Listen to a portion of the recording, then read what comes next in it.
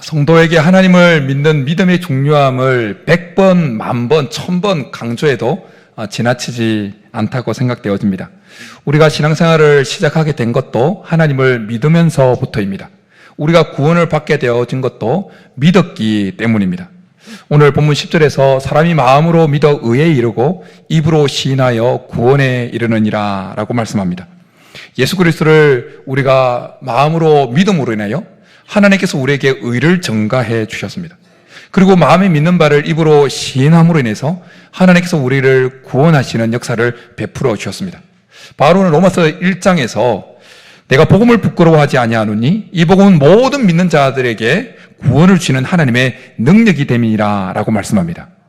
그런가 하면 베드로 사도를 통해서는 믿음의 결국 곧 영혼의 구원을 받음이라 라고 말씀합니다. 예수 그리스도의 십자가 죽음과 부활의 복음은 우리를 구원하는 구원의 능력, 하나님의 능력이 될 줄 믿습니다.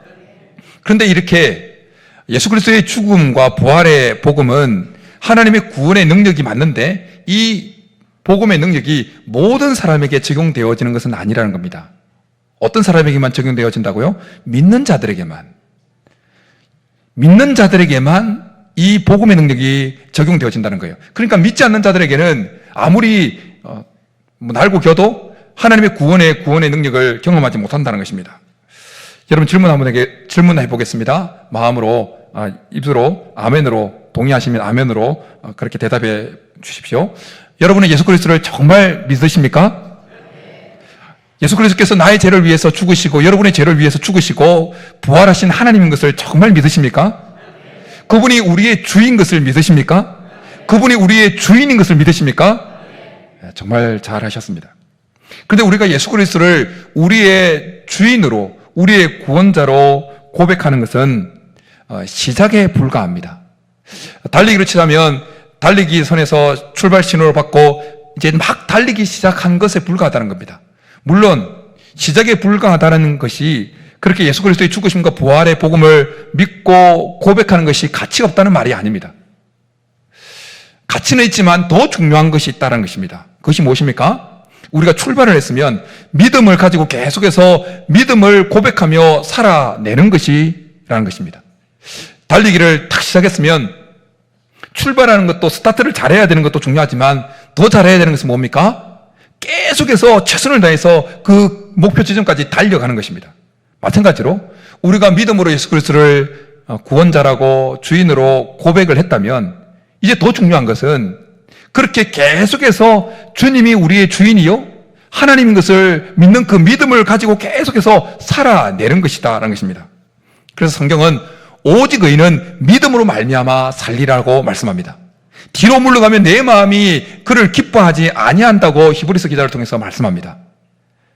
입으로 예수 그리스도를 구원자라고 고백했지만 정작 삶에서는 믿음으로 살지 않는다면 하나님은 그 사람을 기뻐하지 않는다는 것입니다. 또한 믿음으로 살지 못하고 그냥 세상 사람들처럼 뒤로 물러가면 하나님이 그 사람을 볼 때 그를 기뻐하지 아니하신다 말씀합니다.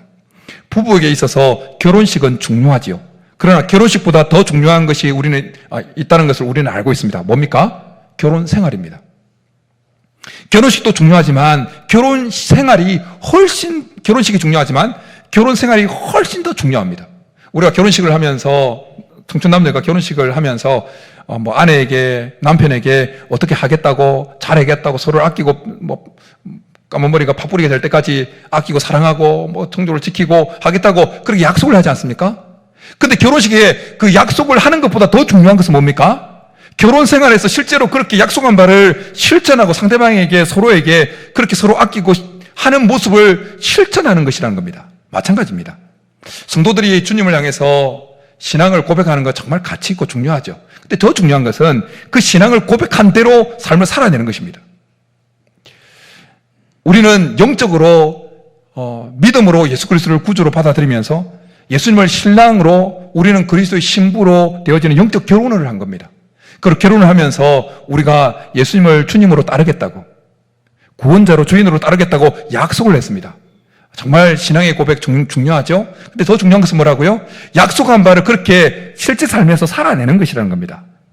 부부가 결혼 생활에서 실제로 그렇게 결혼식 하면서 서로에게 약속한 바를 그렇게 실천하는 것이 중요한 것처럼 말입니다. 우리가 하나님을 믿는다라고 하는 것은 우리의 인생 전체를 하나님께 맡기는 겁니다. 그러나 단순히 내가 하나님을 믿는다는 것이 우리 입술로 그냥 하나님을 믿는다 이런 것이 아니라는 겁니다. 입술에 붙어 있는 이 하나님을 믿는다는 이 고백은 반쪽짜리인 겁니다. 시작에 불과한 겁니다. 정말 하나님을 믿는다는 것은 우리 인생 전체를 하나님께 맡기는 거예요. 예수님의 제자들은 예수님의 공생의 기간 동안 좌충우돌을 했죠. 그러나 오순절 성령 강림 때 성령을 받고 그들은 그들의 인생 전체를 하나님께 맡깁니다. 예수님께 맡깁니다. 그들 속에 믿음이 강해졌습니다. 아, 예수님이 확실히 하나님이시구나. 그래서 그들의 생명을 걸면서 예수님을 따라가는 것을 보게 되어집니다. 예수님은 나더러 주여 주여 하는 자마다 다 천국에 들어갈 것이 아니요 아버지의 뜻대로 행하는 자라야 들어가리라 말씀합니다. 삶으로 믿음을 고백하는 그 고백이 없으면 우리가 입술로 하는 그 고백, 하나님을 믿는다고 하는 그 고백은 가짜일 가능성이 많다는 거예요. 가짜일 가능성. 입으로만 하나님을 믿는다고 고백하고 삶으로 고백하지 못한다면 하나님은 그런 모습을 기뻐하지 않는 것입니다. 그러기에 하나님 우리가 입술로 하나님을 믿는다고 고백했으면 이제는 삶으로 하나님을 믿는다고 고백하는 단계로 나아가기를 원하십니다.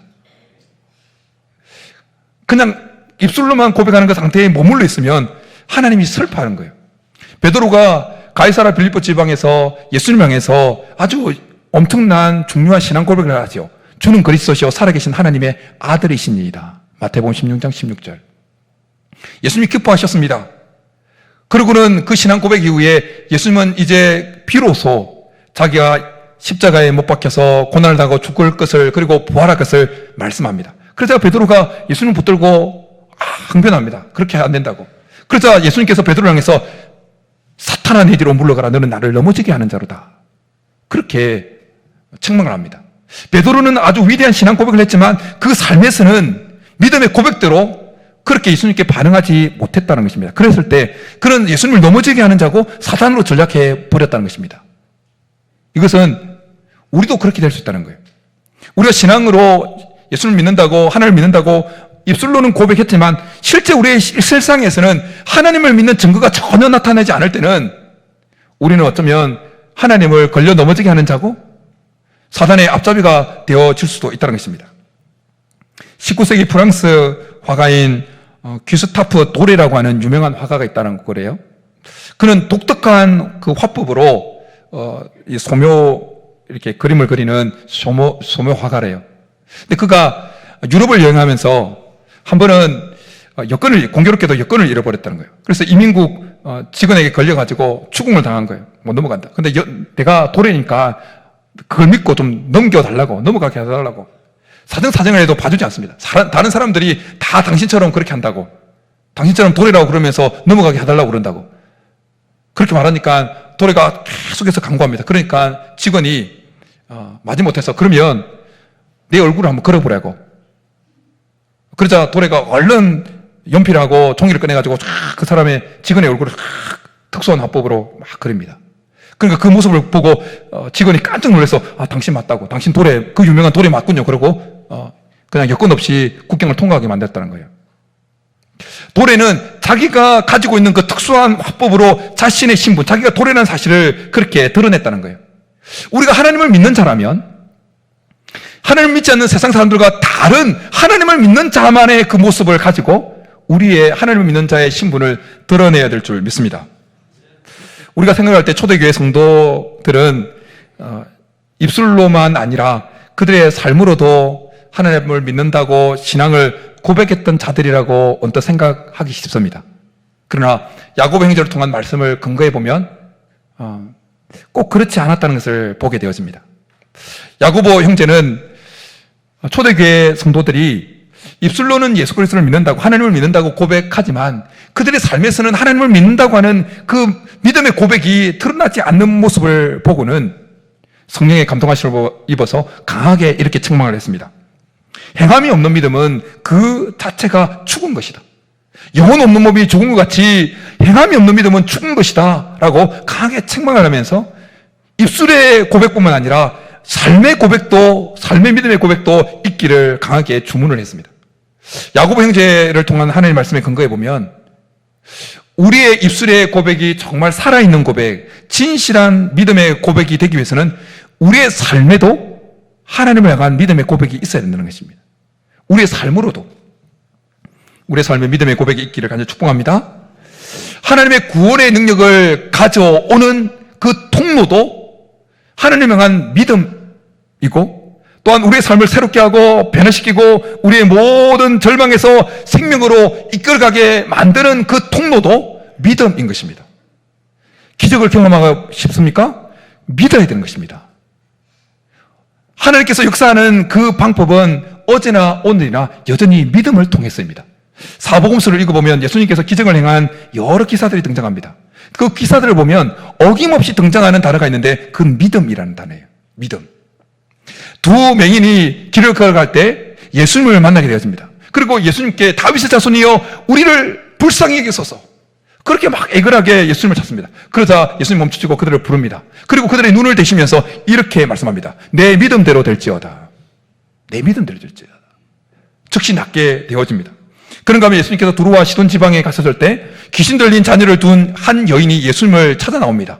그리고 예수님께 자기 딸을 고쳐달라고 요청을 합니다. 그랬을 때 개취급당합니다. 그럼에도 불구하고 그 여인은 예수님께 이런 고백을 합니다. 개들도 주인의 상에서 떨어지는 부스러기를 먹나이다 라고 고백하면서 부스러기 같은 은혜를 달라고 간구를 합니다. 예수님이 감동을 받으셨어요? 그러자 예수님께서 그 여인에게 이렇게 말씀합니다. 여자여 내 믿음이 크도다. 내 소원대로 되리라. 즉시로 그 여인의 자녀가 고침을 받게 되어집니다. 12해 동안 혈루증을 앓던 그 여인이 예수님의 겉옷만 만져도 자기의 이 혈루병이 낫겠다고 믿습니다. 그래서 예수님의 겉옷을 붙잡습니다. 그러자 예수님께서 그녀를 보시고 이렇게 말씀합니다. 따라 안심하라. 내 믿음이 너를 구원하였느니라. 가버나움의 한 백부장이 중풍병 걸린 자기의 하인을 고쳐달라고 예수님께 나옵니다. 그러자 예수님께서 감동받으셔서 내가 직접 가서 고쳐주겠다고 말씀합니다. 그러자 백부장이 아니 올 필요 없습니다. 말씀만 하시면 됩니다. 말씀만 하면 낫겠습니다. 그렇게 믿음을 고백합니다. 그러자 예수님께서 이렇게 말씀합니다. 이스라엘 중에 아무에게서도 이만한 믿음을 보지 못하였다. 이 신앙의 고백하는 그때에 이미 그 멀리 떨어진 그 백부장의 집에 있던 중풍병자 하인의 몸에서 중풍병이 떠나가는 역사가 일어났던 것입니다. 중풍병에 걸린 한 사람을 동네 사람들이 병상에 누워서 들것에 실어서 예수님께로 다가옵니다. 그런데 사람들이 너무 많습니다. 그래서 이 지붕에 올라가서 지붕을 뚫고 예수님 바로 아래에 병상체에 내립니다.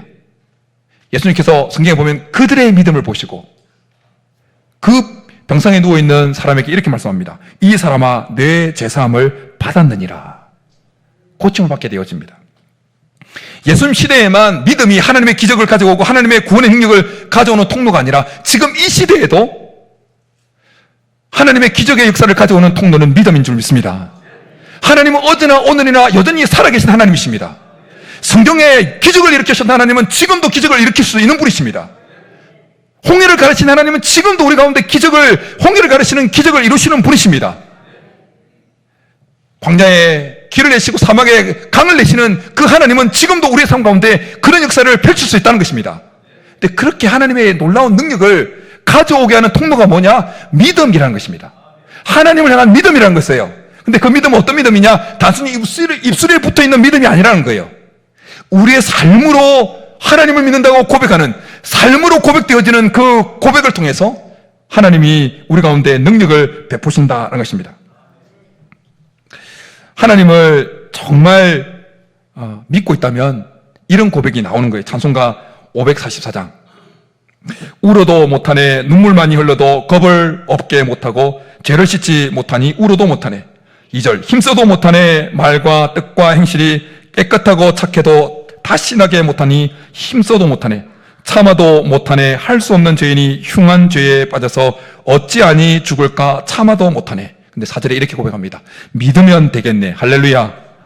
주 예수만 믿어서 그 은혜를 힘입고 오직 주께 나가면 영원 삶을 얻네. 믿으면 되겠네. 할렐루야. 믿음이 답인 것입니다. 믿으면 되는 것입니다. 어떤 믿음요? 단순히 입술에 붙어있는 믿음이 아니라 내 삶을 온전히 하나님께 의탁할 만한 삶으로 고백되어지는 그 믿으면, 그 믿음으로 나아가면 하나님의 기적을 경험하게 될 줄 믿습니다. 하나님을 정말 믿으면 하나님께 부르짖게 되어 있습니다. 하나님을 찾게 되어 있습니다. 믿는 자만이 하나님을 찾을 수 있어요. 하나님을 부를 수 있습니다. 그래서 14절에서 이렇게 말씀하고 있는 겁니다. 우리 14절 초반부에 같이 읽겠습니다. 시작. 그런즉 그들이 믿지 아니하는 이를 어찌 부르리요. 아멘. 예, 여기까지만요. 믿지 않는 자는 하나님의 이름을 부를 수 없다는 거예요. 믿는 자만이, 정말 믿는 자만이 하나님을 부를 수 있다는 거예요. 삶의 어려움이 찾아왔을 때, 문제가 찾아왔을 때 하나님을 부르지 않고 다른 것을 찾아가는 사람은 믿음이 없는 거예요. 어려움이 찾아왔는데 지금 하나님을 붙들지 않고 다른 것을 찾아 헤맨다? 믿음이 없는 거예요. 입술로는 하나님을 믿는다고 하지만 실제 삶 속에서 어려움이 찾아왔을 때 아이고 내가 지금 이거 하나님 앞에 무릎 꿇는 것보다 다른 데 막 찾아낸다? 믿음이 없다는 거예요. 하나님을 믿는다고 하는 사람들에게 가장 어려운 것이 무엇인지 아십니까? 하나님을 믿는다고 하는 우리들에게 가장 어려운 것이 무엇일까요? 하나님을 정말 믿는 겁니다. 하나님을 정말 믿는 거예요. 하나님을 믿는다고 하는 목사에게 제일 어려운 것은 하나님을 정말 믿는 겁니다. 하나님을 정말 믿는 거예요. 여러분 하나님 믿으십니까? 지금 이렇게 질문에 아멘이라고 대답하지만 정말 우리에게 제일 어려운 건 뭐냐면 하나님을 정말 믿는 거예요. 언제 우리가 하나님을 정말 믿는지 안 믿는지 드러나냐? 우리의 삶에 고난이 찾아왔을 때입니다. 그래서 때때로 하나님은 우리에게 우리가 원치 않은 고난을 허락하세요. 우리 스스로 우리가 정말 하나님을 믿는지 안 믿는지 점검하도록 하기 위해서. 하나님을 정말 믿는 자는 고난이 다가왔을 때 하나님을 찾게 되어 있습니다. 하나님을 붙들게 되어 있습니다. 여러분, 하나님을 정말 믿는 자는 문제의 키가 하나님 속에 있다고, 하나님 손에 있다고 하고 생각하고 하나님을 찾게 되어 있어요. 여러분, 하나님이 구하는 자에게 좋은 것을 주시는 분이요 성령을 주시는 분이라는 것을 정말 믿는 자는 어려움 앞에 하나님을 찾게 되어 있습니다. 문제의 키가 하나님께 있다는, 문제 해결의 키가 하나님께 있다는 것을 정말 믿는 자는 문제 앞에 다른 것을 찾지 않냐고 하나님 앞에 먼저 무릎을 꿇는 것입니다. 하나님을 사랑하는 자, 곧 뜻대로 부르심을 입은 자들에게는 모든 것이 합력하여 선을 이룬다는 것을 확실히 정말 믿는 자는 먼저 하나님을 찾게 되어 있습니다. 여호와께서 집을 세우지 아니하시면 세우는 자의 수고가 헛되고 여호와께서 성을 지키지 아니하시면 파수꾼의 깨어있음이 헛사는 것을 정말 믿는 자는 어떤 상황 속에서도 하나님을 찾겠고 하나님을 부르짖게 되겠습니다.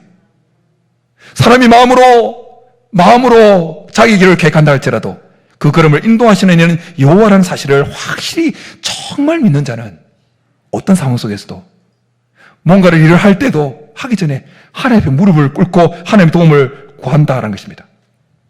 지난주 중에 말씀을 쭉 제 개인적으로 통독을 해가다가 이사야 7장 9절 말씀이 제 마음에 꽉 꽂혔습니다. 이런 말씀이에요. 만일 너희가 굳게 믿지 아니하면 굳게 서지 못하리라 라는 말씀이에요. 만일 굳게 믿지 아니하면 굳게 서지 못하리라. 여러분, 굳게 믿는다는 것이 어떻게 믿는 겁니까? 단순히 입술로만 믿는다고 고백하는 것이 굳게 믿는 겁니까? 아니요. 삶으로, 내 삶을 전폭적으로 하나님께 의탁하면서 확실하게 믿는 것, 정말 믿는 것, 가장 어려운, 하나님을 믿는다고 하는 사람들에게 가장 어렵게 여긴 정말 하나님을 믿는 그 믿음을 가지고 삶으로 하나님을 믿는다고 고백하는 그것이 바로 확실히 굳건하게 믿는 겁니다. 굳건하게 믿으면 굳건하게 서게 되어지는 은혜를 누리게 되어진다는 것입니다. 그러나 그냥 입술로만 하나님을 믿습니다라고 말하지만 정말 이 어려운, 정말 하나님을 믿는 삶으로 하나님을 고백하는 그 믿음이 없는 자는 그냥 대충 믿는 거예요. 불면 그냥 믿음이 온데간데 사라져버리는 그 믿음은 굳게 믿는 것이 아닙니다. 굳게 믿지 못하면 굳게 서지 못하는 거예요. 풍랑이 있는 바다로 예수님께서 걸어오실 때 베드로가 예수님께 이렇게 말합니다. 만일 주시거든 나를 명하여 무리를 걸어오게 하소서. 오케이, 걸어오라. 그런데 걸어가다가 어떻게 합니까? 풍랑이 있는 바다를 보고 무서워서 빠져갑니다. 주여 나를 구원하소서. 예수님께서 즉시 손을 내밀어 베드로를 건져 올립니다. 그러면서 베드로에게 이렇게 책망하십니다. 믿음이 작은 자여 왜 의심하느냐? 하나님을 믿는다고 말하지만 믿는다는 그 고백이 단순히 입술에만 붙어 있는 자는 베드로처럼 빠져가는 거예요. 어려움 앞에 그냥 주저없이 호기롭게 나갔다가 그냥 빠져나가는 세상에 그냥 어려움 앞에 침몰 당한다는 것입니다. 예수 그리스도를 믿는 그 믿음이 정말 작을 때 의심하고 그렇게 빠져갔던 베드로였지만 사도행전 3장으로 넘어가면 베드로가 얼마나 믿음 충만하는지 그 강한 믿음으로 능력을 행하는지 그런 모습이 등장합니다. 제9시 기도 시간에 기도하러 올라가다가 성전 밀문에서 40년간 그렇게 이렇게 구걸하던 그 사람을 보고는 이렇게 말합니다. 은과 금은 내게 있거니와 내게 있는 이것으로 내게 주노니 곧 나사렛 예수 그리스도 이름으로 걸으라 일어나 걸으라 선포하실 때 놀라운 역사를 경험하게 되어집니다. 하나님은 우리가 하나님을 믿는다고 하면 우리가 정말 하나님을 믿기를 원하십니다. 정말 하나님을 믿기를 원하세요. 하나님을 믿음으로 인해서 구원의 능력도 받고 우리의 삶이 변화되기를 원하고 그 믿음으로 통해서 다가오는 그 놀라운 역사를 경험하기를 원하고 그렇게 하나님을 정말 믿어야 우리의 삶의 생기가 믿음의 생기가 신앙생활의 생기가 삶의 생기가 감돌기 때문에 정말 믿기를 원하신다는 거예요. 예수님께서 예루살렘으로 올라가시다가 한 무화과 나무를 봅니다. 무화과 잎이 무성했습니다. 가까이 갑니다. 무화과를 찾는데 무화과 나무가 열매가 없는 겁니다. 저주합니다. 그 다음날 제자들이 지나갔다 보니까 전날 예수님께서 저주하셨던 무화과가 비쩍 말라 있습니다. 깜짝 놀라서 예수님께 무화과가 말랐습니다. 그렇게 예수님께 말하자 예수님께서 제자들에게 이렇게 말씀합니다. 하나님을 믿어라. 하나님을 믿어라. 예수님께서 비쩍 말라버린 무화과 나무와 하나님을 믿으라고 하는 그 대답을 통해서 제자들에게 그리고 우리들에게 들려주고자 하는 메시지는 분명했습니다. 무화과는 이스라엘을 상징하는 것이었습니다. 그렇기에 무화과가 비쩍 말라버렸다는 것은 이스라엘이 생명력이 다했다는 거예요. 그리고 이스라엘 속에 생명력이 다한 그 근본적인 원인은 뭐냐? 하나님을 믿는 믿음이 사라져버렸기 때문이라는 거예요. 예수님은 이 사건과 대답을 통해서 이스라엘이 멸망하고 난 다음에 다시 탄생될 영적 이스라엘인 우리 믿는 그리스도인들이 정말 그 믿음의 생명력이 넘치기 위해서는 하나님을 믿는 믿음이 필수적으로 있어야 된다고 말씀하시는 것입니다. 성경은 우리들이 영적 이스라엘이라고 말씀합니다. 영적 이스라엘인 우리들 속에 정말 생기가 넘치기 위해서는, 생명력이 넘치기 위해서는 하나님을 믿는 믿음이 확실하게 자리하고 있어야 될 줄 믿습니다. 바라기는 오늘 우리 속에 하나님을 믿는 믿음이 정말 자리할 수 있기를 축복합니다. 입술에만 붙어 있는 하나님을 믿는다는 고백이 아니라 우리의 삶으로 하나님을 믿는다는 고백이 우리의 삶 속에 있기를 간절히 축복합니다. 여러분, 그렇다면 우리 속에 어떻게 하면 믿음이 계속해서 생겨나고 자라가고 신앙생활 시작한 지 얼마 안 된 분들도 있는데 어떻게 하면 우리 속에 그 하나님을 믿는 믿음이, 예수 그리스도를 믿는 믿음이 생겨나고 성장하고 계속 쑥쑥 자라갈 수 있을까요? 그 답은 여러분들이 이미 알고 있는 겁니다. 이미 알고 있는 거예요. 무엇입니까? 하나님 말씀이 성경을 읽는 것입니다. 성경을.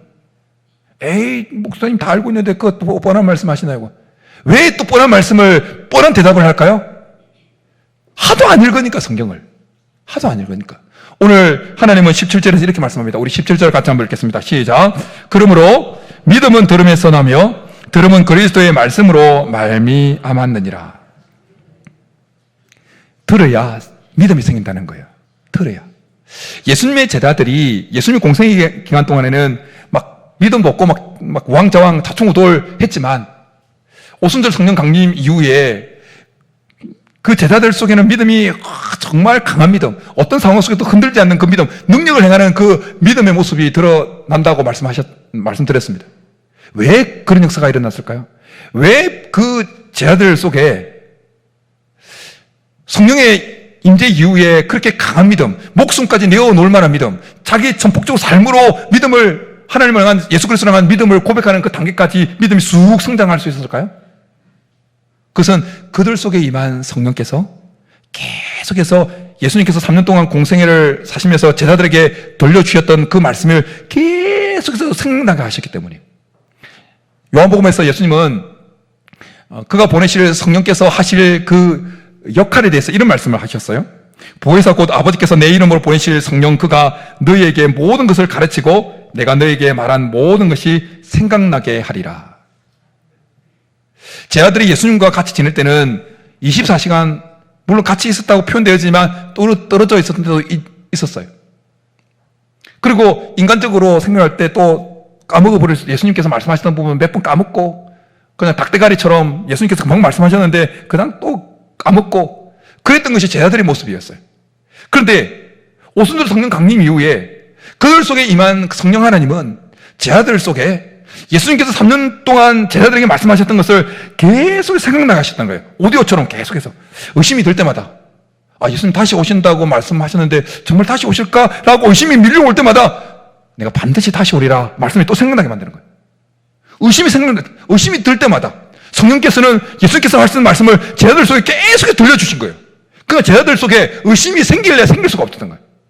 의심이 조금 들어오면 말씀이 바로 성령께서 바로 예수께서 말씀하신 말씀을 생각나게 하시면서 그 의심의 뿌리를 쳐버리고 믿음이 또 견고하게 자라게 만들었다는 거예요. 그러니까 결국 목숨까지 내어놓는 믿음의 단계까지 나아갈 수 있었다는 것입니다. 다른 방법이 없습니다.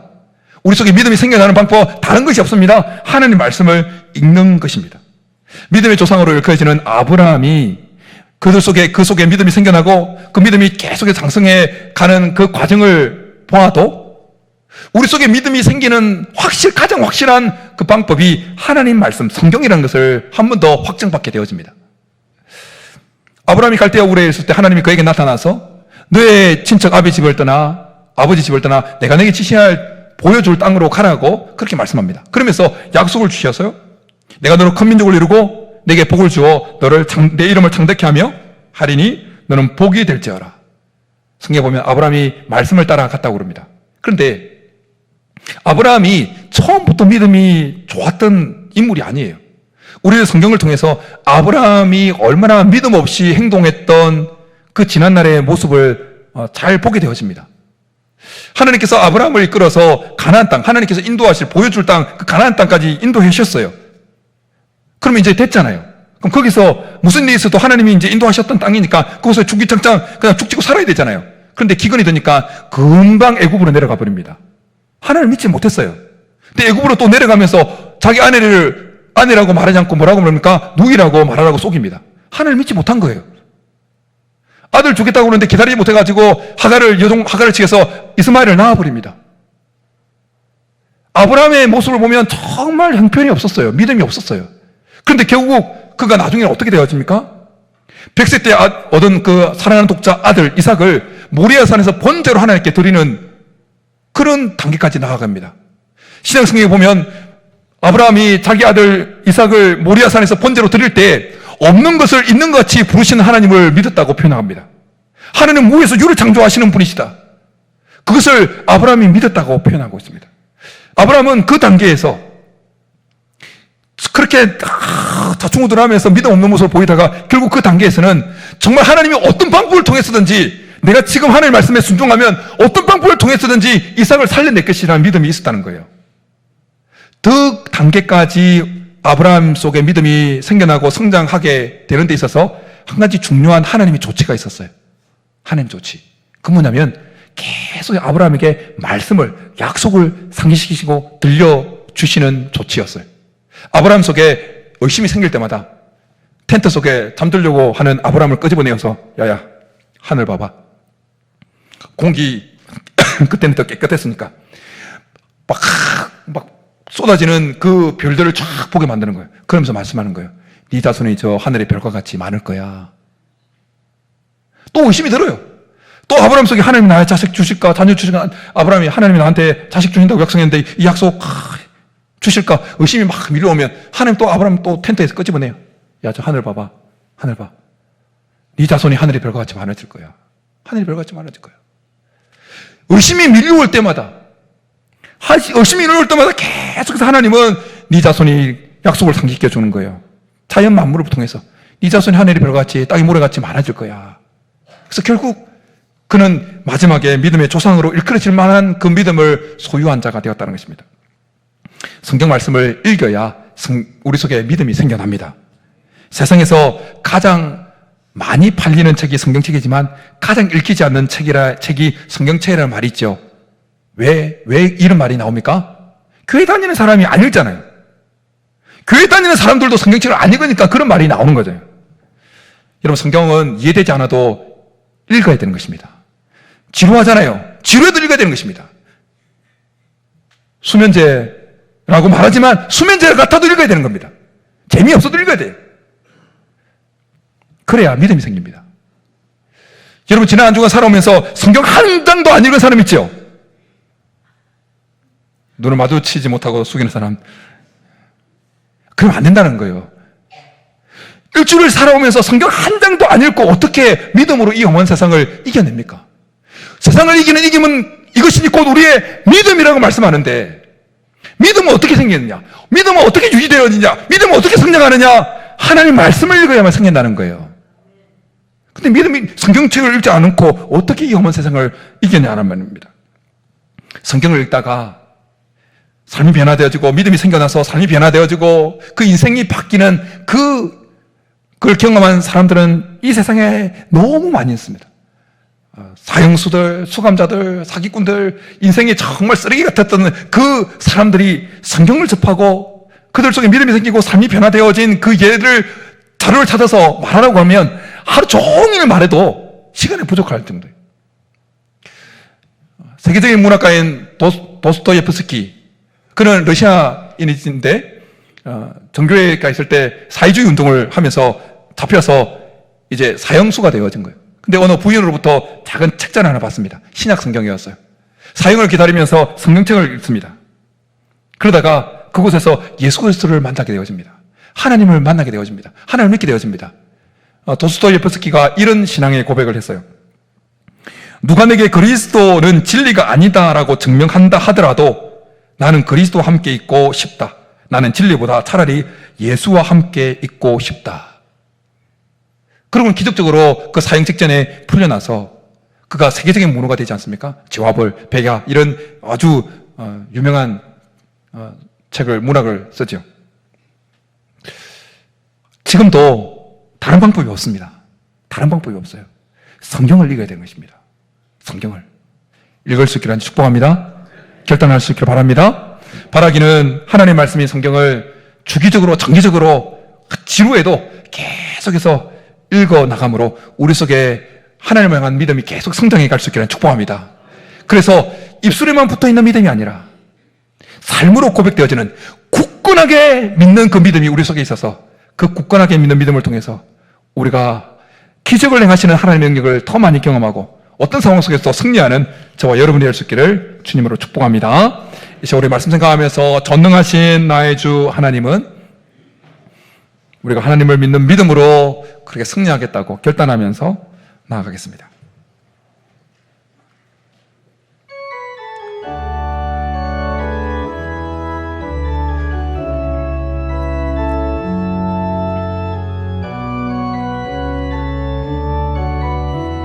전능하신 나의 주 하나님은 전능하신 나의 주 하나님은 능지 못하실 일 전혀 없네. 우리의 모든 간구도 우리의 모든 생각도 우리의 모든 꿈과 모든 소망도 신실하신 나의 주 하나님은 우리의 모든 괴로움 바꿀 수 있네. 불가능한 일 행하시고 죽은 자를 일으키시니 그를 이길 자 아무도 없네. 주의 말씀 의지하여 깊은 곳에 금을 던져 오늘 그가 놀라운 일을 이루시는 것 보라.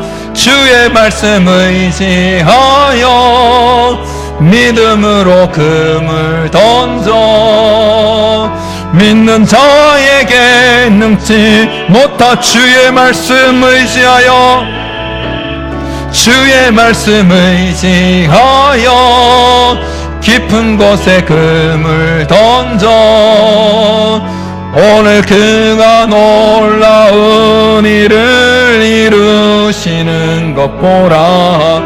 주의 말씀 의지하여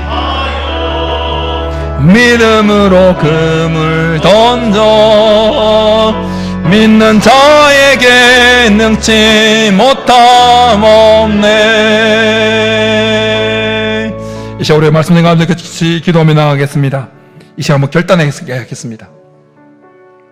하루 한 장이라도, 최소 한 장이라도 내가 하나님의 말씀을 읽겠노라고 이 시간 하나님 앞에 결단했으면 좋겠습니다. 지루해도